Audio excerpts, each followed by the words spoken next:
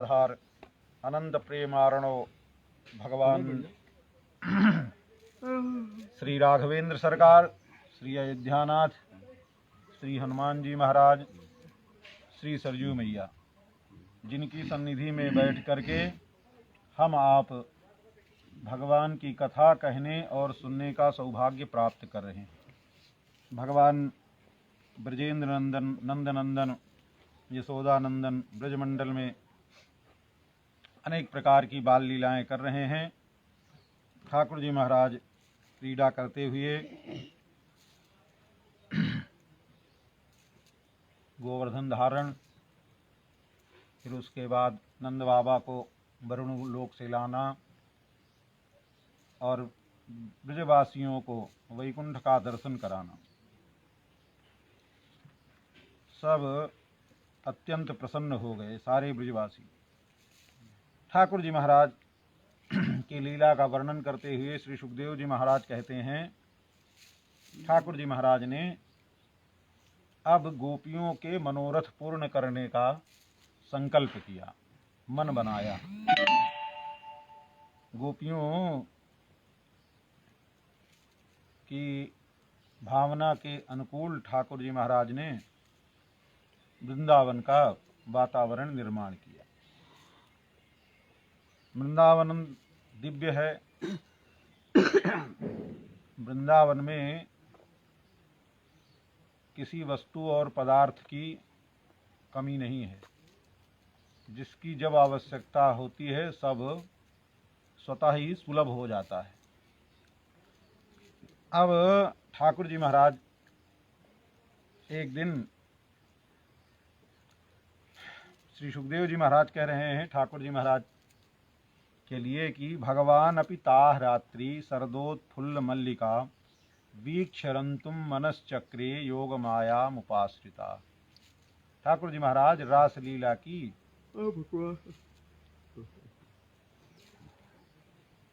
इच्छा करते हैं और गोपियों के मनोरथ पूर्ण करने के लिए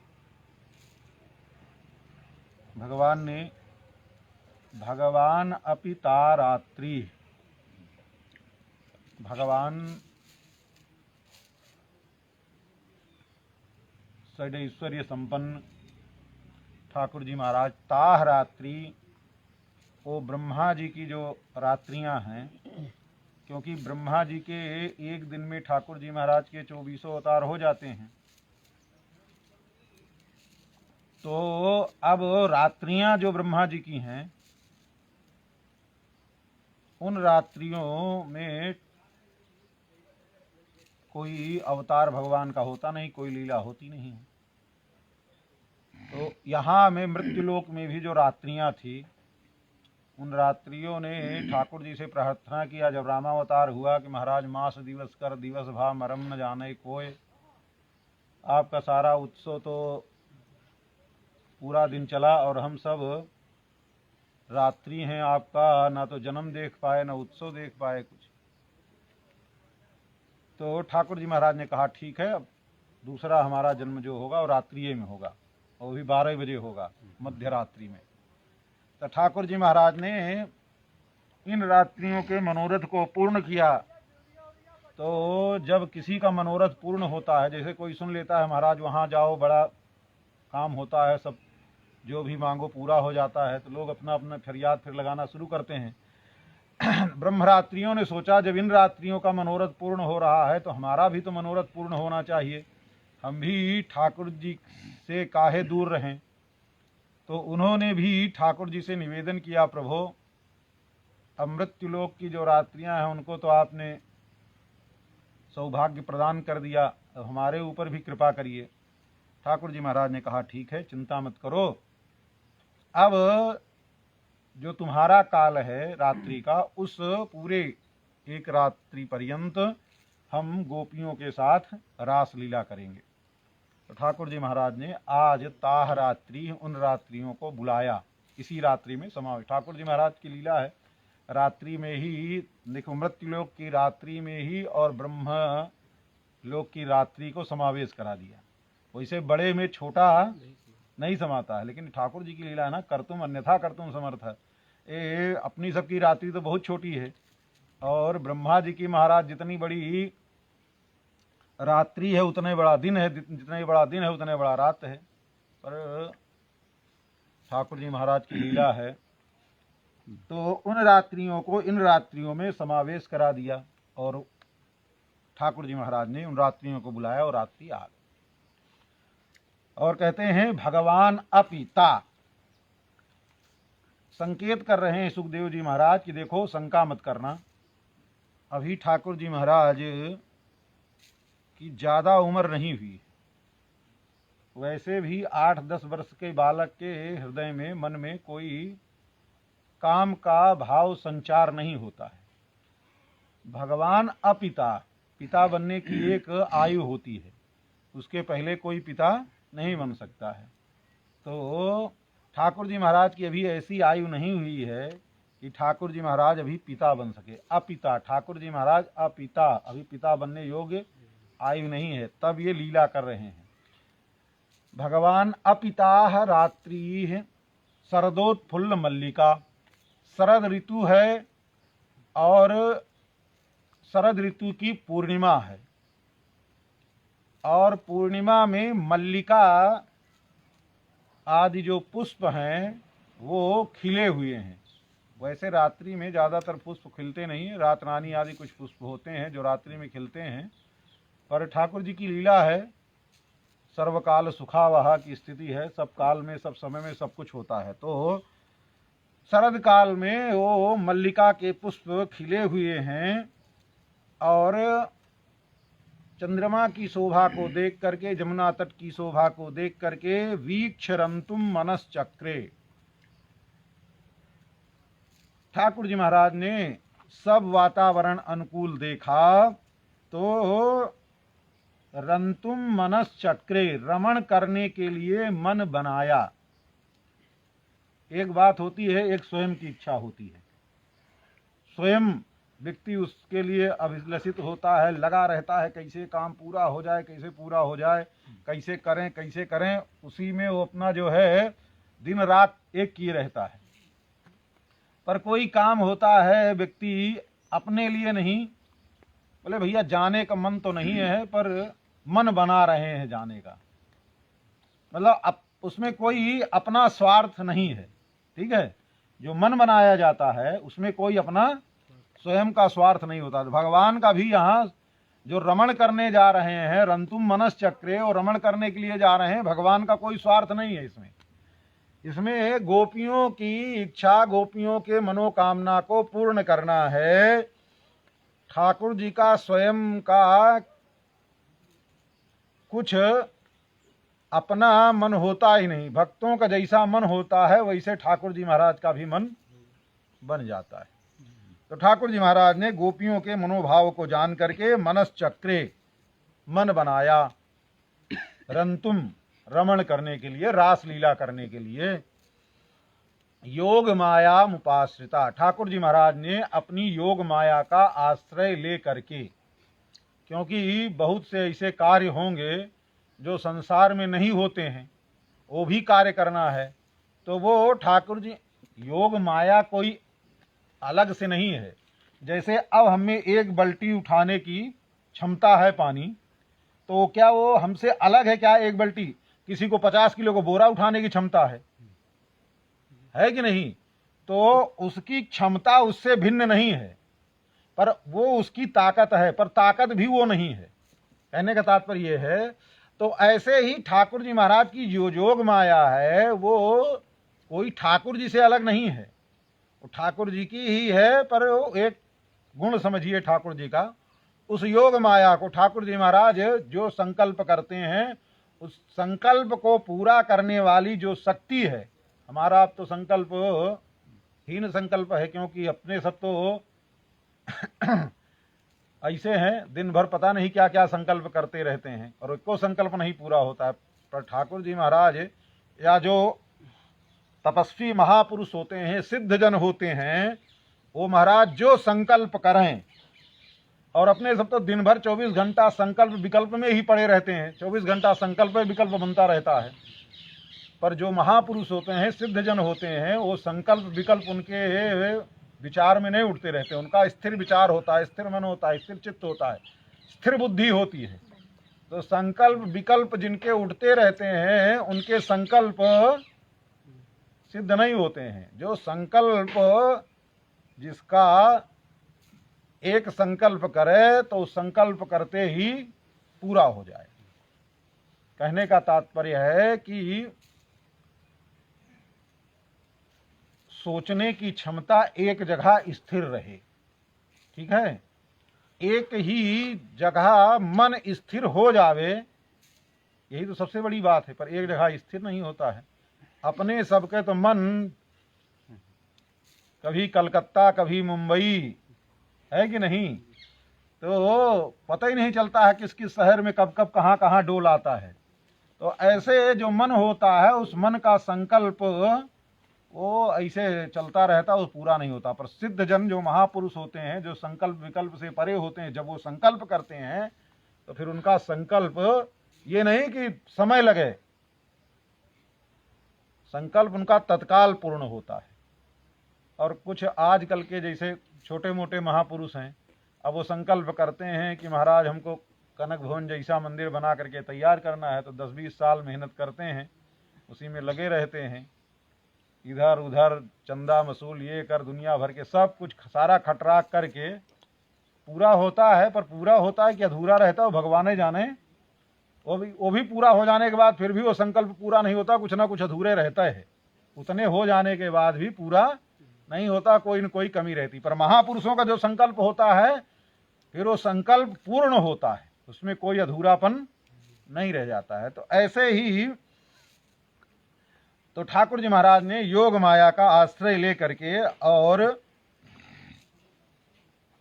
अब लीला करने का मन बनाया। ठाकुर जी महाराज अब श्री सुखदेव जी महाराज कहते हैं कि चंद्रमा की क्या शोभा हो रही। आज है शरद की पूर्णिमा है, उस शरद की पूर्णिमा में चंद्रमा की शोभा देखो भैया, दृष्टि यही होती है, आंख हमारी आपकी है। एक ही वस्तु पदार्थ को देख करके लोगों को भिन्न भिन्न भाव प्रकट होते हैं, भिन्न भिन्न ज्ञान भी होता है, ठीक है। एक पत्थर को देख करके हम आप पत्थर ही समझते हैं, जौहरी देखता है हीरा समझ लेता है, ठीक है। एक पत्थर को समझ करके हम आप सामान्य पत्थर समझते हैं, पर जौहरी उसको पारस पत्थर समझ लेता है। समझने की बात है ना, दृष्टि की बात है, पहचान की बात है। तो ऐसे ही अब जो कह रहे हैं कि तडोदु राजा ककुभा करैर्मुखैः प्राच्या विलंपे नरुणेन संतमैः साचर्षणीनाम उद्गाच्छु सोमृजन प्रिया प्रिया प्रिया प्रियाया या इव दीर्घ दर्शना। अब जो शरद पूर्णिमा की रात्रि है, उस रात्रि में जैसे ही ठाकुर जी महाराज ने संकल्प किया, ठाकुर जी महाराज के संकल्प से पहले तो अब आप हम सब अभी शरद पूर्णिमा बीती ही है, चंद्रमा का देखे ही हैं, तो चंद्रमा ही था जैसे हर पूर्णिमा को देखते हैं, ठीक है ना। लेकिन आज ठाकुर जी महाराज ने जब संकल्प किया तब वो चंद्रमा आज ठाकुर जी के संकल्प से प्राची दिशा में प्रकट हुआ और उसके मुखमंडल पर आभा छिटक रही थी, शीतल। और जैसे वैसे भी अमृत चंद्रमा के पास ही है। जब अमृत का मंथन हुआ सबको दे करके जब अंतिम बचे थे वो चंद्रमा ही बचे थे, तो पूरा अमृत कलश ठाकुर जी महाराज को चंद्रमा ही को दे दिया। तो चंद्रमा के ही किरण से जो वर्षा होती है, अमृत के कण बरसते हैं। तो अब चंद्रमा जब प्रथम उदित होता है प्राची दिशा में, पूर्व दिशा में, तो जैसे सूरज प्रातः काल लाल लाल रहता है, वैसे चंद्रमा भी जब प्रकट होता है तो लालिमा लिए रहता है। तो उस चंद्रमा की लालिमा को के स्वरूप का वर्णन करते हुए कहते हैं प्राच्याम विलंपेन अरुणेन संतमैः। अरुण रूप में प्राची दिशा में शीतलता प्रदान करते हुए चंद्रमा प्रकट हुए। चंद्रमा का की शोभा कैसी है। अब सुखदेव जी महाराज कहते हैं, सुखदेव जी परमहंस हैं, पर ठाकुर ये चंद्रमा कोई ये लौकिक क्रिया नहीं है, ये ठाकुर जी की लीला है। अब उपमा दे रहे हैं चंद्रमा के मुखमंडल की, कैसी उपमा हो रही है, चंद्रमा का कैसा मुखमंडल हो रहा है। श्री सुखदेव जी महाराज कहते हैं, प्रातः जैसे कोई परम प्रेयसी हो, अपने पति को प्राण से भी ज्यादा प्रेम करने वाली हो, और उसका पति कहीं बाहर चला गया हो और वो अपने पति की प्रतीक्षा कर रही हो आने की, और सूचना भी मिली हो कि पति हमारे आवेंगे, और उसका पति आ करके छुप करके आवे, पति छुप करके आवे और बैठी रहे प्रतीक्षा में, और अपने हाथ में गुलाल, भरे हुए हाथ में गुलाल ले करके आवे, और पीछे से आ करके अपनी उस प्रेयसी प्रियतमा के मुखमंडल पर वो पूरा गुलाल रगड़ देवे। अब पता अनजाने में अचकचाई करके, अब कौन आया, कौन स्पर्श किया, किसी सदी साध्वी स्त्री को सामान्य पुरुष स्पर्श नहीं कर सकता है। अब कौन स्पर्श किया, ऐसे अचकचा, देखो पीछे से कोई एकाएक आकर के जब ऐसे करता है तो एक प्रकार का शरीर में पूरी सिहरन सी दौड़ जाती है, हल्का भय सा भी प्रतीत होता है, और एक जो है, और फिर उत्साह भी, एक मतलब कौन है, जिज्ञासा भी अंदर में होती है। ऐसे भावना से वो पीछे मुड़ करके मुख देखी, पीछे मुड़ करके उसकी प्रियतमा देखी, और देख करके वो उसके पति का मुखमंडल दिखाई दिया। अभी तो मन में एक अलग भावना थी, संकोच, भय, कई प्रकार के भाव मिश्रित थे, लेकिन जब अब उसी सभी भाव के साथ में जब उसने अपने पति का मुखमंडल देखा, तो जो अपने पति का मुखमंडल देखती है तो ऐसा उसका जो मुखमंडल खिल उठता है, पति के मुखमंडल को देख करके वो प्रेयसी उसकी पत्नी का जैसे मुखमंडल लाल लाल गुलाल से रंगा हुआ मुखमंडल होता है, ऐसे ही मुखमंडल की शोभा, जैसे प्रेयसी के मुखमंडल की शोभा अपने पति को देख करके एक अद्भुत मन में और चेहरे पर भाव प्रकट होता है, ऐसे ही चंद्रमा जब आकाश में प्रकट भये तो चंद्रमा के मुखमंडल की आभा और प्रभा ऐसे ही प्रतीत हो रही है जैसे उस प्रेयसी के मुखमंडल की आभा होती है। कभी देखने का प्रयास करे, दिखता है इसे, वो अपने नहीं दिखेगा, वो देखने, एक तो ठाकुर जी महाराज ने बुलाया है, रास मंडल का समय है तो चंद्रमा भी प्रकट हुए हैं। प्रिया प्रिया प्रियाया इव दीर्घ दर्शना, जैसे बहुत दिन पश्चात अपने पति को देखती है आश्चर्यचकित, ऐसे ही देख रही है। चंद्रदेव का दृष्ट्वा कुमुदवंतमखंड मंडलम रमाननाभम नव कुंकुमारुणम, कहते हैं कि चंद्रमा का मुखमंडल पूर्ण है और बिल्कुल उनके, पूर्णिमा का चंद्रमा पूरे होता है, उसमें किसी प्रकार का, और पूर्णिमा थी और नूतन एकदम नवीन लग रहा था, केसर के समान लाल लाल। केसर जब कम मात्रा में होता है तो पीलापन रहता है, और केसर जब अधिक मात्रा में हो, चंदन घिसो तो वही केसर लाल गाढ़ा हो जाता है, केसरिया रंग लेकर के। तो लाल और ये केसरिया रंग ही समझिए, थोड़ा लालिमा लिए रहता है। अब चंद्रमा की ऐसी शोभा, कहते हैं रमाननाभम नव कुमारुणम, जैसे रमा मतलब लक्ष्मी का भाई, लक्ष्मी इसका भाई ही तो है, और दोनों साथ ही साथे पैदा भये हैं, एक साथे। जैसे जुड़वा भाई बहन पैदा होवे तो दोनों का मुखमंडल एक ही सरीखे होता है ना, जुड़वा का।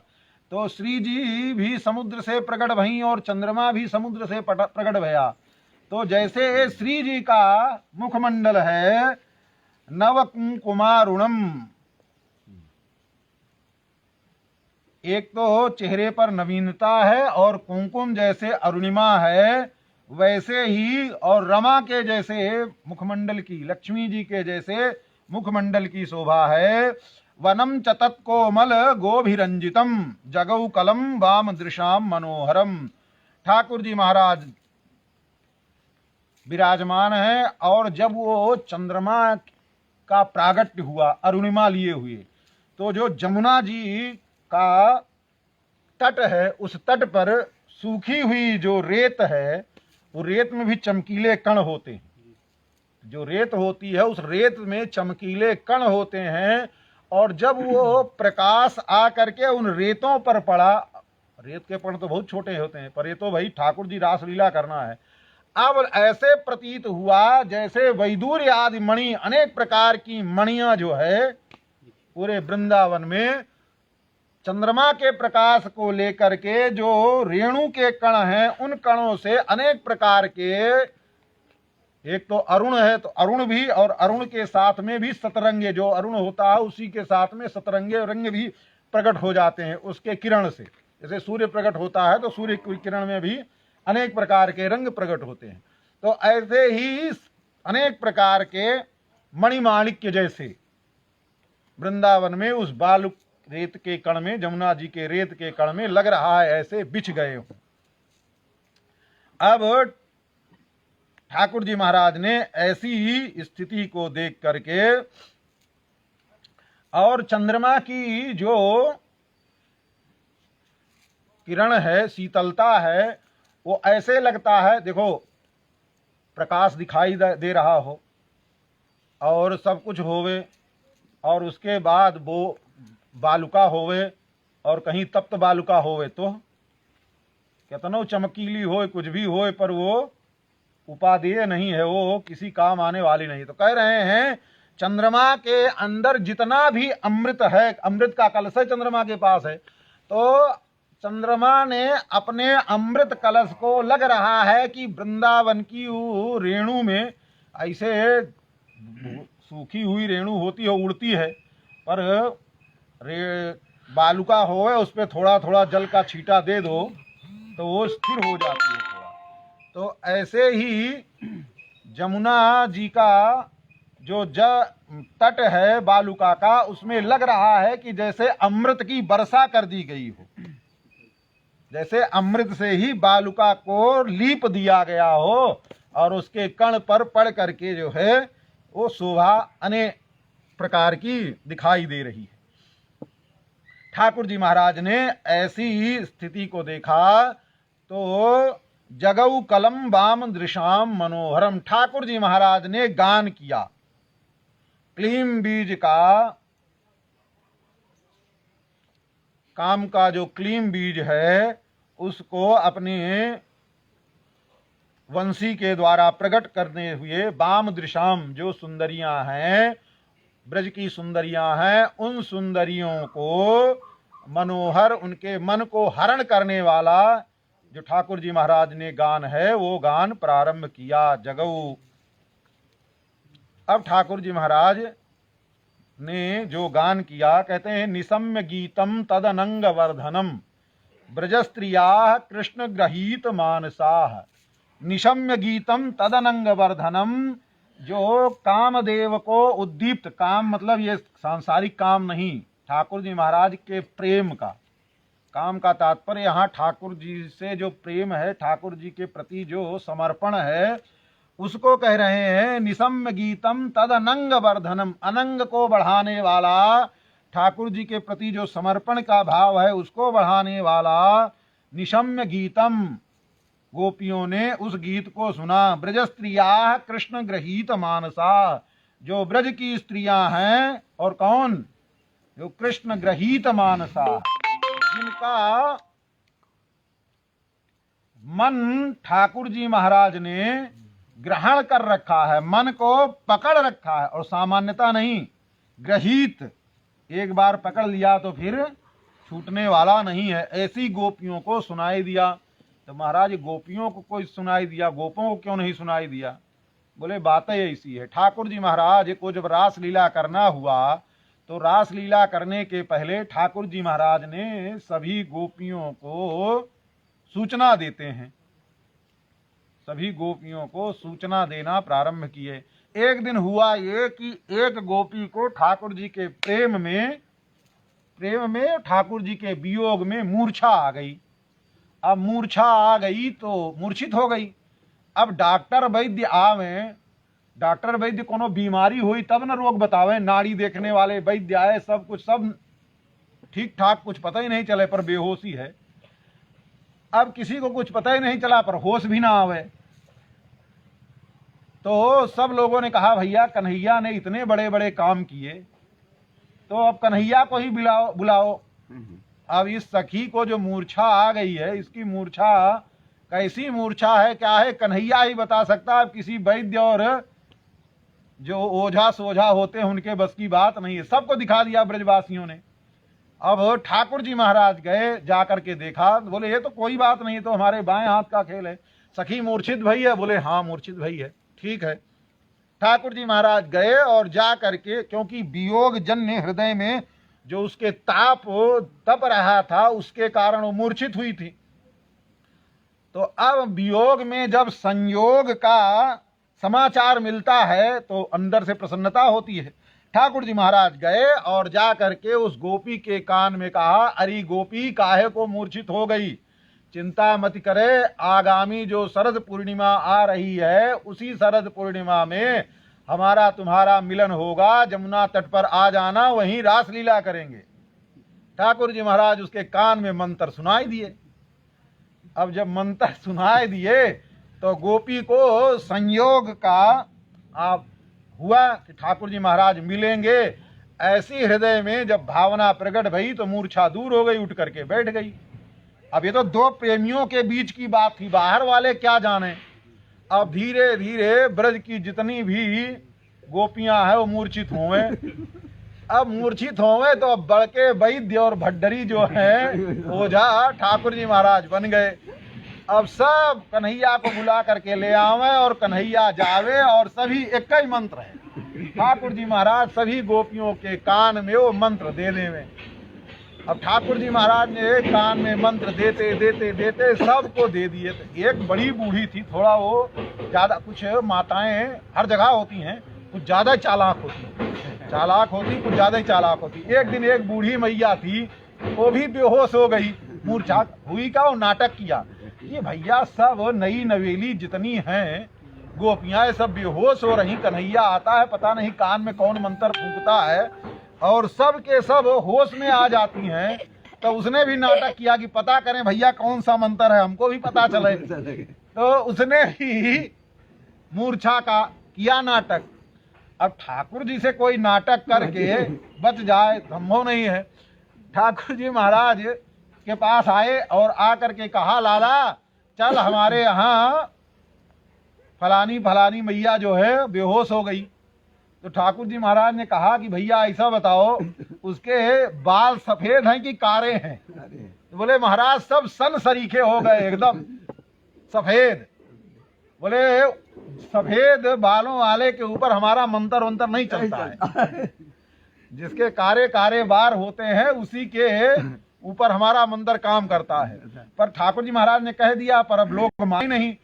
उसको भी अनेक लोगों को दिखाया, पर जो नाटक किए हुए पड़ा है वो काहे को उठे महाराज, जब तक कन्हैया ना आवे। बोले कन्हैया सब कुछ कर दिया, ओझा सोझा सब ले आए, किसी से नहीं ठीक भाई। बोले ठीक है, जब हम ही से ठीक होना है तो चलो भैया, कोई बात नहीं है। ठाकुर जी महाराज गए और ठाकुर जी जा करके देखे, इधर उधर चारों तरफ घूमे। बोले हाँ कैसे ठीक होगा? अरे इसको ब्रह्म बाबा पकड़ लिए हैं बहुत बड़े, वहां जो ब्रह्म है प्रेत है वो पकड़ लिया है।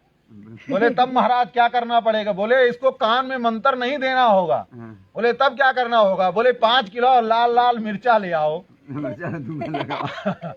और कंडे की आग सुलगाओ और एक कोठरी में इसको बंद कर दो और एक सोटा बढ़िया ले आओ। और ठाकुर जी महाराज ने जैसे ही कहा कि 5 किलो मिर्चा ले आओ, नमक ले आओ, राई ले आओ, ये सब ले आकर के और आग जलाओ, उसमें सुलगाओ, ऐसे इसके ब्रह्म दूर होंगे। प्रेत पकड़ा है इसको दूर होगा। तो ऐसे ही हड़बड़ाए करके वो नाटक तो की थी। जब सुना कि अब ये दुर्गति हमारी होने वाली है, कहीं सही ले जाकर के कोठरी में बंद करके और धुआं सुलगाई दिया, तो ऐसे ही उठ करके बैठ गए और वो कन्हैया को अनेक प्रकार का उलाहना देना शुरू कर दिया।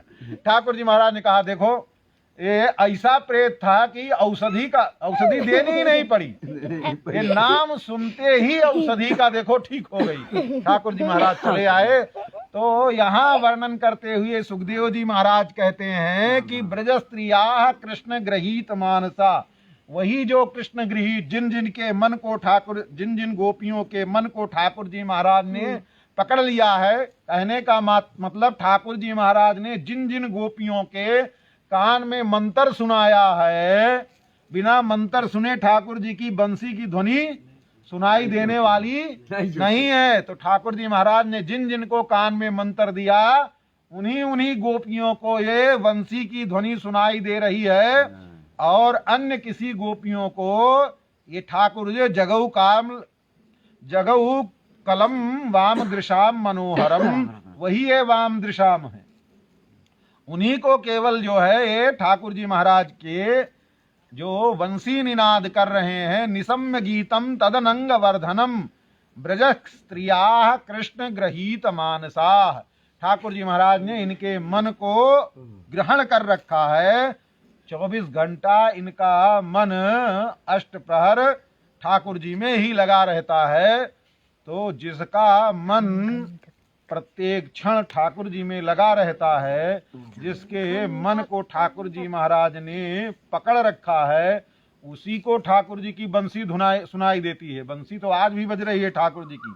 वृंदावन में जावें, आज भी सेवा कुंज में निधि वन में ठाकुर जी महाराज की नित्य लीला चल ही रही है, और ठाकुर जी की प्रत्येक लीलाएं नित्य निरंतर चलती ही रहती हैं। कभी ठाकुर जी की कोई लीला बंद नहीं होती है। तो ठाकुर जी महाराज की लीला तो चल ही रही है। और आप सबने सुना भी होगा हसीना हमीदा की कथा।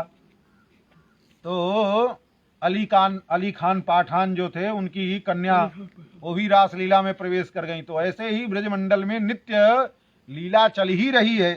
कहने का तात्पर्य है कि ठाकुर जी महाराज के चिंतन से जिसका मन कभी एक क्षण के लिए भी विरत नहीं होता है, ऐसे को ही ठाकुर जी महाराज की बंसी की ध्वनि सुनाई देती है।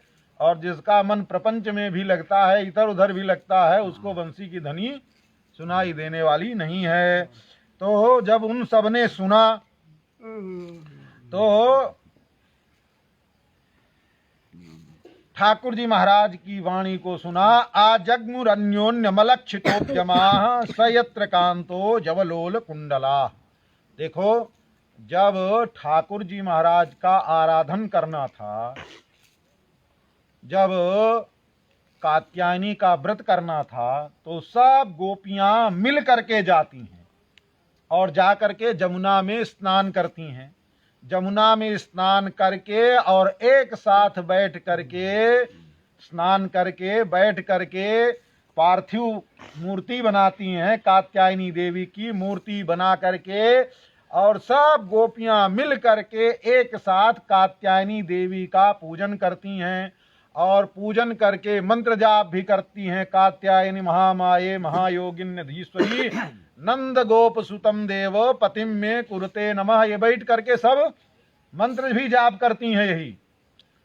पर आज जब भगवान की प्राप्ति का समय आया, देखो साधना के काल में अनेक प्रकार के सहयोग होते हैं, अनेक प्रकार के संगी साथी होते हैं, पर जब भगवत प्राप्ति का समय होता है, भगवत प्राप्ति के समय फिर कोई संगी साथी नहीं होता हो, स्वयमेव अकेले ही उसके लिए चलना पड़ता है। कहते हैं आजग्म अन्योन्य अलक्षितोद्यमा। किसी को कोई आज गोपियां नहीं बुला रही हैं कि चलो कन्हैया ने बंसी निनाद किया है, बंसी बजाया है, आज रासलीला होनी है, चलो सब रासलीला के लिए नहीं।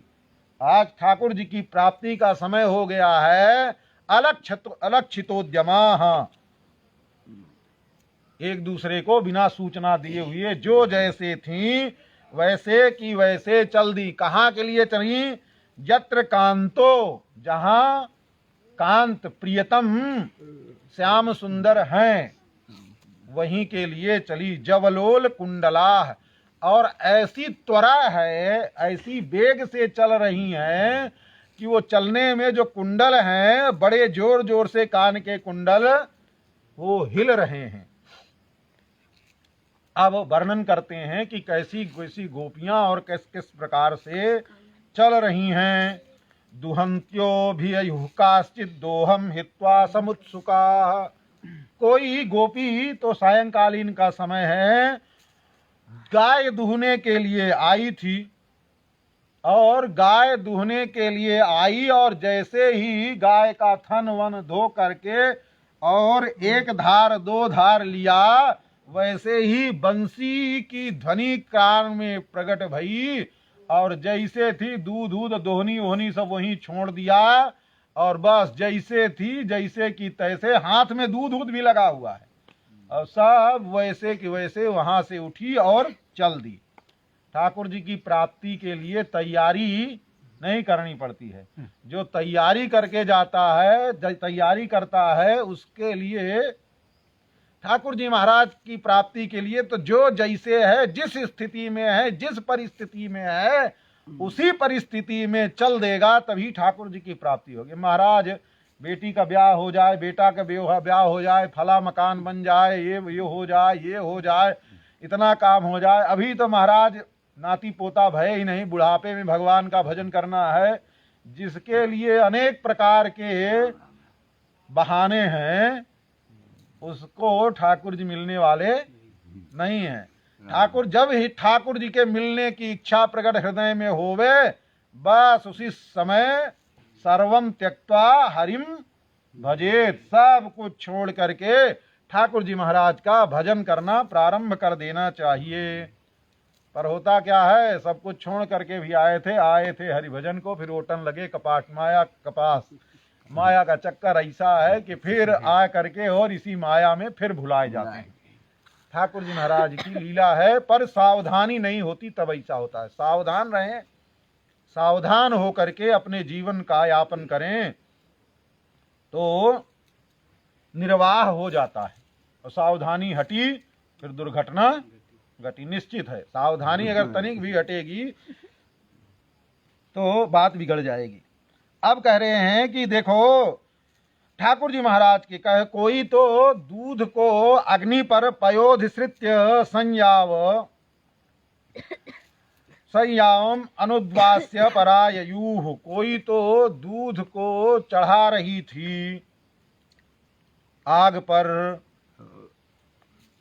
और दूध को कोई दूध को गरम करने के लिए चढ़ा रही थी, कोई दूध को खोया बनाने के लिए चढ़ा रही थी। अब सभी का कर लीजिए इसी में, दूध के जितने भी प्रक्रिया हैं, कोई दूध चढ़ा रही थी सायंकाल को देने के लिए, अनेक प्रकार के। अब दूध को चढ़ा रही थी अग्नि पर, और उसको जैसे ही वो दूध उफनता हुआ वैसे ही छोड़ करके चल दी।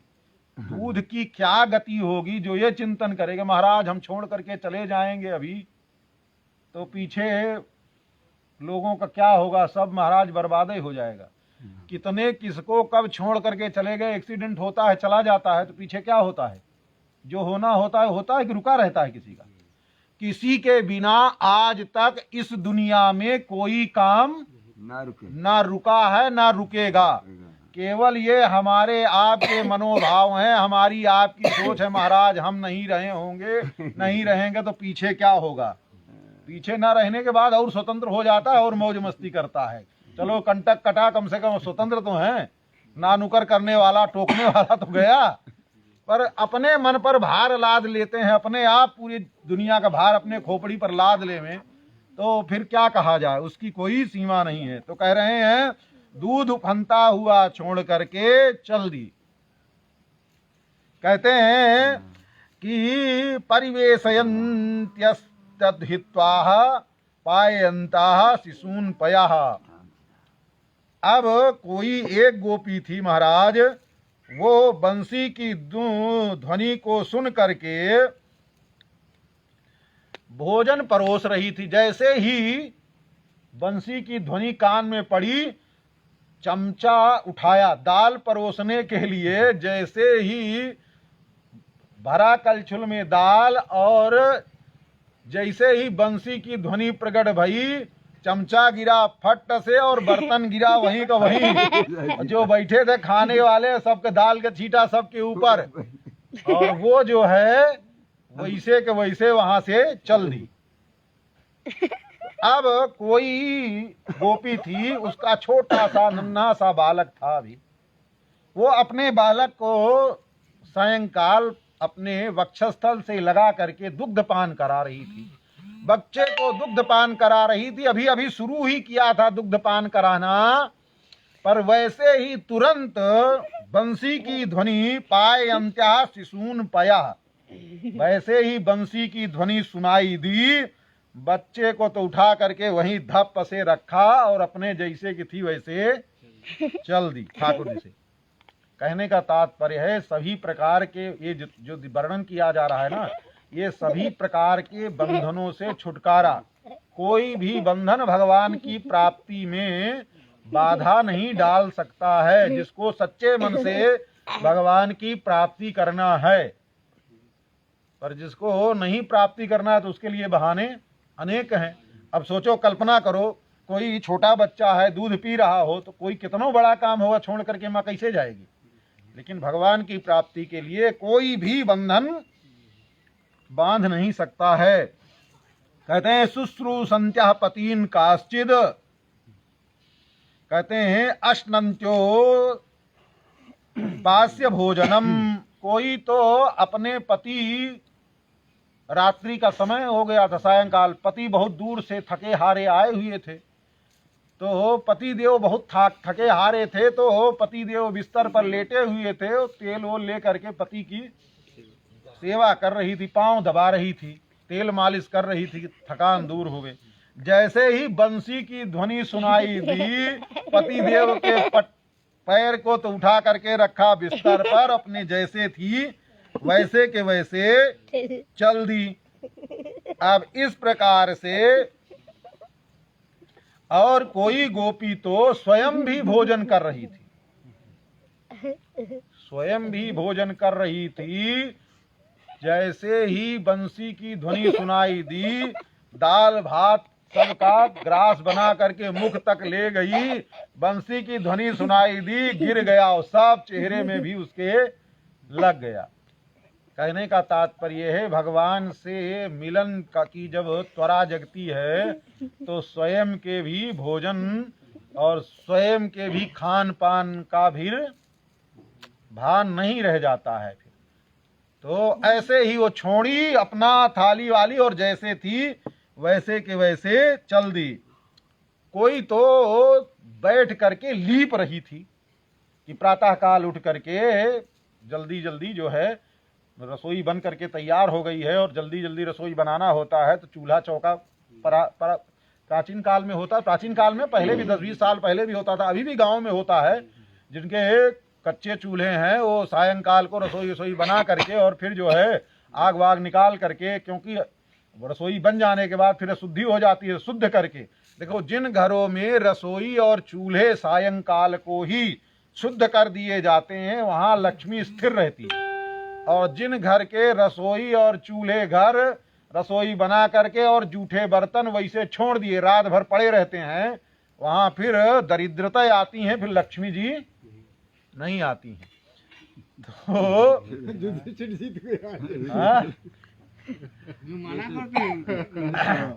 तो अब जो है वो रात्रि को जो लीप रही थी पोतना उतना लेकर के, पहले होता था ना, मिट्टी होती थी, चिकनी मिट्टी होती थी, खूब पकड़ने वाली मिट्टी, पिड़ोर जिसको बोलते हैं, गांवों में मिलती थी तालाबों में।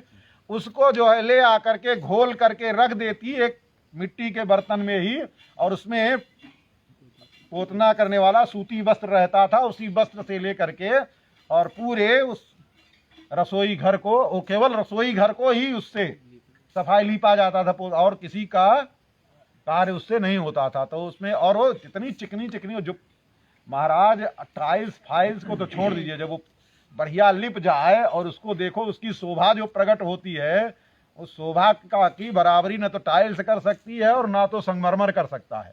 उसकी एक अलग, देखो, जो अनुभव जिसको करना है उसको ही समझ में आता है, सामान्य व्यक्ति को ये बातें नहीं समझ में आती हैं। तो चूल्हा उल्हा अपना लीप रही थी, पर उसने जैसे ही बंसी की धुनी को सुना वैसे ही वो पुतना उतना और सब छोड़ करके उसका पानी इधर गिरा और लीपने पोतने वाला जो वस्त्र था इधर उधर गिरा। जैसे थी, और लीपते पोतते शरीर में भी तो अनेक प्रकार के छींटे पड़ जाते हैं ना, मिट्टी के कण। अब उसके शरीर में भी अस्त व्यस्त शरीर से ही जैसे की थी वैसे के वैसे चल दी ठाकुर जी महाराज से मिलने के लिए। और एक तो महाराज अंजन्त्या काश्चलोचने, कोई सखी, अब रात्रि का समय है, पति से मिलने के लिए जाना है, तो पति से मिलने के लिए जाना है तो साज श्रृंगार कर रही थी, सारा श्रृंगार कर ली थी, जितना भी होता है सब गहने गीठी सब पहन लिए। और पहन करके अब अंत में आंख में, क्योंकि पहले आंजन लगा लेगी तो अखिया से फिर ठीक से श्रृंगार नहीं होगा ना शीशा उषा में, तो अब वो सब श्रृंगार करने के पश्चात आंख में अपने अंजन लगा रही थी।